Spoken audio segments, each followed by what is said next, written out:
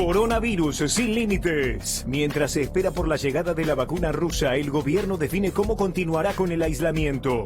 El fin del aislamiento social preventivo y obligatorio. Por primera vez la ciudad de Buenos Aires y la provincia de Buenos Aires van a pasar del ASPO, el aislamiento social preventivo y obligatorio, al DISPO, Guille, que es de aislamiento a distanciamiento. La aplicación de ninguna vacuna contra COVID va a ser obligatoria. Si la vacuna no es obligatoria, ¿sirve? No. Justifíqueme el por qué no. Porque si la vacuna no es obligatoria, vos no vas a lograr la cantidad de gente inmunizada como para cortar la epidemia. Porque yo siento que la vacuna rusa es menos confiable que la de Oxford. Y te pasa eso porque lo escuchás en todos los medios. El día que haya una vacuna efectiva y que se pueda administrar, que yo sería cauteloso en pensar que sea pronto eso, pero estamos poniendo una energía en la vacuna que no termina con la pandemia. 25 millones de personas vacunadas, son 50 millones de dosis. Entre diciembre y fines de enero es la oferta de la Federación Rusa. Los brotes van a ser incesantes hasta que la pandemia se vaya. De una manera natural, generalmente pasa a los 3 años que se terminan las pandemias, o artificial con el ayuda de la vacuna. En Europa avanza la segunda ola de la pandemia, aumento de casos, nuevas restricciones y protestas en las calles. Estoy convencido de que vamos a volver a doblegar la curva como hicimos en la primera ola. Tenemos la cobertura legal para poder actuar durante los próximos 6 meses y al término de ese plazo de 6 meses, la implementación de las campañas con las nuevas vacunas, que podrían estar listas para ese momento. Y el Reino Unido que empieza una cuarentena a partir de la medianoche de anoche de un mes. Y el primer ministro Boris Johnson afirmó que terminará automáticamente el 2 de diciembre. Entre 20 y 25 mil casos diarios, entre 400 y 500 muertos diarios. El gobierno italiano estableció un toque de queda a partir del jueves que estará activo desde las 10 de la noche hasta las 5 de la mañana. Todas las restricciones se mantendrán en vigor hasta el 3 de diciembre. Dinamarca anunció que sacrificará una manada de hasta 17 millones de bisones después de una mutación del coronavirus que se encuentra en los animales. En Portugal, más de 7 millones de personas, el 70% de la población, volvieron al confinamiento el miércoles. Francia lleva ya una semana viviendo un segundo confinamiento. Este es mucho menos estricto que el anterior. La policía antidisturbios roció con gas pimienta a los estudiantes de una escuela secundaria de la capital francesa que habían bloqueado el ingreso del establecimiento en protesta por las inadecuadas medidas sanitarias contra el coronavirus. Espero que Argentina no repita los errores de Europa en el verano argentino. No hay que bajar los brazos, no hay que pensar, bueno, estamos en el verano, hay pocos casos. En Europa pasó que como había días que no había muertos, había muy pocos números de infección, etcétera, se levantaron las cuarentenas.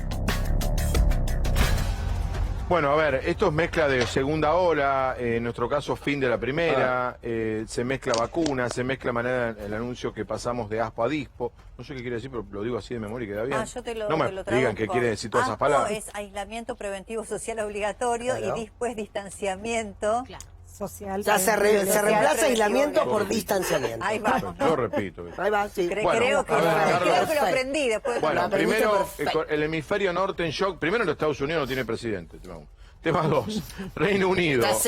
Empezó el confinamiento por 4 semanas. España, crecen restricciones para evitar confinamientos domiciliarios. Italia, 4 regiones cerradas, protestas e incidentes. Dinamarca, sacrificarán 17 millones de bisones. ¿Dónde lo tendrán?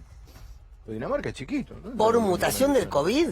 Claro, porque los dinamarqueses sospechan. Allí empezó un contagio que cuando analizaron la cepa, era una cepa que había mutado justamente de los que se habían contagiado ahí.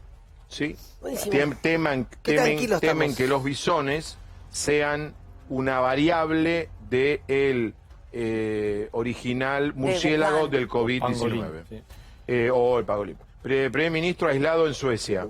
En Francia, aumento de controles fronterizos. En Estados Unidos batió el récord en el medio de todo el lío de las elecciones, 100.000 casos diarios, y en Canadá inversión de 214 millones para la vacuna. Y ayer el primer ministro canadiense criticó la política sanitaria de Estados Unidos. ¿Te puedo agregar un solo dato de todo esto, sobre todo en Europa? Todo lo que vos dijiste es cierto, pero yo le agrego algo. En ningún caso se suspendieron actividades educativas. A eso iba. En ningún Te iba a caso. preguntar. A pesar de todo esto que estás contando. En todos estos países hay clases presenciales matutinas. El único que suspendió fue Grecia. En Europa, vos hablabas de, bueno, España, Francia, Italia, no suspendieron. Ellos tuvieron un ciclo lectivo anticipadamente finalizado el año pasado porque el calendario escolar de ellos es muy distinto al nuestro. Entonces se perdió solamente la presencialidad del último mes y medio de clases. Pero este ciclo lectivo está empezando y va a seguir. Hay toques de queda a la noche, pero hay clases presenciales a la mañana.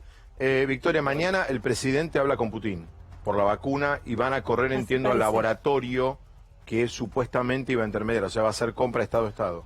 Sí, a mí me preocupa un poco cómo permanentemente, hace un tiempo había una preocupación grande, en todo caso, de un sector que no creía en las medidas que tomaba el gobierno para seguir cuidándonos. Y hoy que llega una noticia importantísima de la provisión de la vacuna, hay un antivacunismo en la Argentina que a mí me asombra, o sea, me asombra. ¿Quién tiene capacidad técnica de verdad y profundidad en analizar? Yo estoy delante de un médico, sería incapaz de poder hablar técnicamente. Te está haciendo no con la cabeza. No, lo digo de verdad, pero yo escucho, lo digo de verdad, o sea, me impresiona cómo temas que realmente no son de la vida cotidiana nuestra pueden tener tanta penetración en la agenda social con datos como no confío en la vacuna rusa. ¿Qué sabe, digamos, algún periodista, hombres y mujeres sobre si la vacuna? Yo no me animaría a decirlo. ¿Y por qué crees que es eso? Yo coincido con vos. En la viceministra que viajó. Yo coincido con lo que decís. Me parece ¿Y por qué crees que hay esa? Se lo preguntaba Lorena Maciel a Carla Bisotti. Yo imagino ¿Por qué crees que es esa cosa, de esa sensación? De que la vacuna rusa es menos que la de Oxford. Porque hay un pesimismo instalado en la República Argentina que puede, ante cualquier situación de esperanza. O sea, necesitamos realmente, o sea, hay un pesimismo que es de esto que nos podemos aferrar de verdad y en todo caso escuchar, hablar a quienes saben de en qué fase está, qué plazos hay que esperar, qué organismos internacionales tienen que avalarla y en todo caso mantenernos expectantes. Ya salimos a condenar